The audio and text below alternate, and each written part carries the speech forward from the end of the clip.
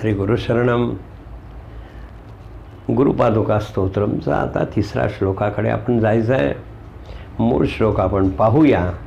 मूळ रचना अत्यंत सुंदर आहे बरं. इतकी प्रासादिक आहे की तो मूळ श्लोक वाचताच क्षणी त्याचा अर्थ हा हृदयामध्ये ठसतो. आचार्य असं म्हणतात, नताययो श्री पतितायम सबीयुः श्रीपाद श्रीवल्लभ. आपण स्वामी महाराजांचं जे घोर कष्टोद्धरण स्तोत्र आहे त्यामध्ये श्रीपाद श्रीवल्लभ असा हा शब्द प्रयोग केलेला आहे.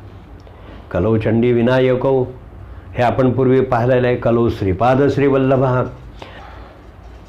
श्रीपाद आणि श्रीवल्लभ असा या स्तोत्रामधला परमहंस परिव्राजकाचार्य श्री वासुदेवानंद सरस्वती स्वामी महाराजांनी या स्तोत्राची रचना केलेली आहे. ते स्तोत्र सर्वांचं पाठ आहे. श्रीपाद श्रीवल्लभ. आता इथे श्रीपाद जे आहेत म्हणजे पाद म्हणजे पादुका, गुरुपादुका आहेत आणि तिथे श्रींचं वास्तव्य आहे आणि त्या प्रिय आहेत. श्रीवल्लभ म्हणजे लक्ष्मी, आणि लक्ष्मी जी आहे तीच पादुकांच्यावरती वास्तव्य करून असते असं जे थोरल्या महाराजांचं म्हणजे परमहंस परिव्राजकाचार्य वासुदेवानंद सरस्वती स्वामी महाराजांचं म्हणणं आहे. तोच अभिप्राय जगद्गुरू शंकराचार्यांनी या ठिकाणी सुंदर रीतीने वर्णन केलेलं आहे. जगद्गुरू काय म्हणतात, श्रीपतितां सबीयुः कदाचितापि आशु दरिद्रवर्यः. अहो, आम्ही ह्या आमच्या गुरुपादुका आहेत, आम्ही तिथे नम्र होतो आहे. आता आम्ही नम्र होणार आणि आमचं मस्तक जे आहे हे मस्तक या गुरुपादुकांच्या वरती हे ठेवणार. आणि ठेवताच क्षणीच काय होतं बरे, तर आमचं दारिद्र्य जे आहे हे दारिद्र्य पूर्णपणानं नष्ट होतं. आणि एवढा परिणाम केवळ म्हणाले या गुरुपादुकांच्या दर्शनानं आहे. आणि कारण का, तर मुळातच गुरुपादुकांच्या जवळ लक्ष्मी वास्तव्य करते म्हणून भक्त जो आहे या भक्ताला गुरुपादुकांच्या दर्शनाचा, त्यांच्या जवळ जाण्याचा आणि लक्ष्मीचा सुद्धा आपल्यावरती हा लाभ होतो. हे जगद्गुरू शंकराचार्यांना म्हणायचं आहे.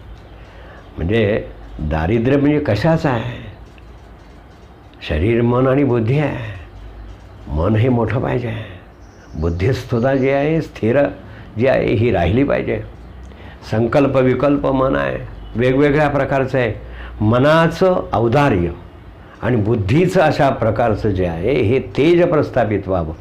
कदाचित एखादं आपल्याजवळ संपत्ती येईल, आज असेल उद्या नसेल, परंतु मनाला समाधान, बुद्धीला समाधान आणि पूर्णपणानं मानवी जीवन सुखकारक होणं हाच या ठिकाणी जगद्गुरू शंकराचार्यांना असं सांगायचं. आपण बोलण्यामध्ये सुद्धा दारिद्र्य दाखवतो. का बरे आपण असं करतो जीवनामध्ये?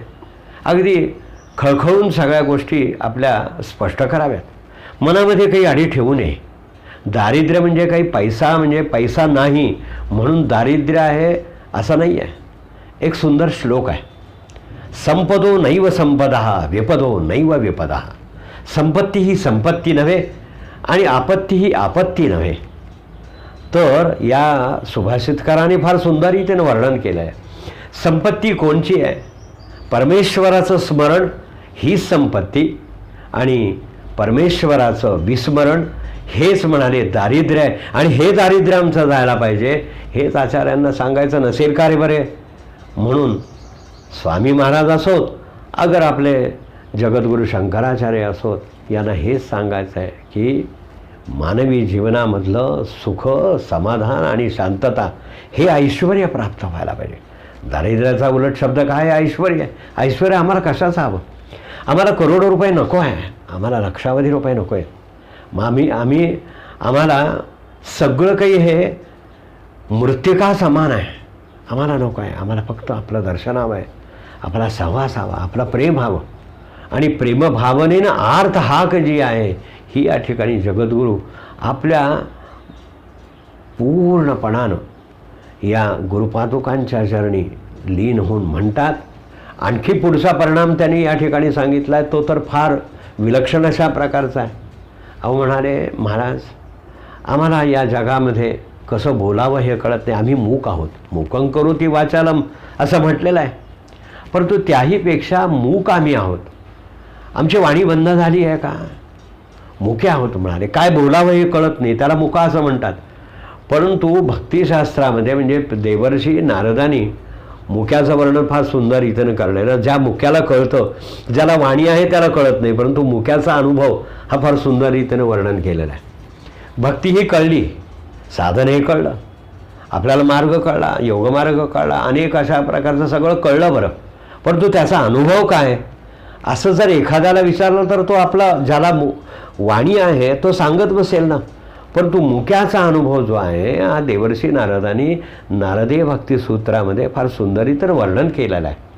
ते म्हणाले मुक्याला एक गुळाचा खडा द्या आणि गुळाचा खडा दिल्यानंतर त्याला विचारा की बाबा रे हा खडा कसा आहे.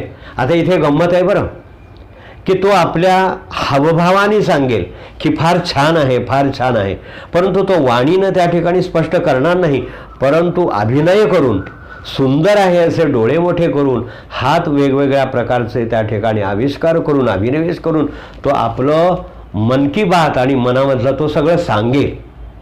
परंतु जगद्गुरू आचार्य असं म्हणतात की आम्ही मुके आहोत, परंतु आमच्या ठिकाणी वाचस्पती मुको वाचस्पतीर भवेत असं म्हटलेलं आहे. वाणी आणि वाणीवरती साम्राज्य पाहिजे. नवम नवम सुवाक्यदायिनी अशा प्रकारचं स्वतः वासुदेवानंद सरस्वती स्वामी महाराजांचा जो एक मंत्र आहे, वाणीवरती साम्राज्य मिळवायचं आहे. पण कसं आहे, नवनवीन वाक्य जी आहेत ती आपल्याला स्फुरली पाहिजेत. पाठांतर करून कोणीही सांगेल. आणि म्हणून याकरता लहान मुलांना सुद्धा उद्बोधक अशा प्रकारचा जो एक श्लोक आहे तो स्वामी महाराजांचा फार सुंदर परिणामकारक आहे. नमस्ते शारदे देवी सरस्वती मतिप्रदे वसत्वम मम जिव्हाग्रे सर्वविद्या प्रदाभव असं स्वामी महाराजांना म्हणायचं आहे. आणि आज जगद्गुरू शंकराचार्यसुद्धा हाच अभिप्राय या ठिकाणी व्यक्त करतात. मूकाश्च वाचस्पतिताम हिताभ्याम. महाराज आपल्या पादुका ह्या सुंदर आहेत. केवळ म्हणाले या दर्शनानं आम्ही वाणीवरती आमचं साम्राज्य प्राप्त होतं, आम्हाला नवनवीन वाक्य स्फुरतात, ज्ञान प्राप्त होतं. आणि म्हणून हे कुणामुळे आहे तर त्या म्हणजे आपल्याच पादुका आहेत. आणि त्या पादुका कशा आहेत हे तर आम्ही पाहिलेलंच आहे. म्हणून या पादुकांना नमो नमः श्री गुरुपादुकाभ्याम.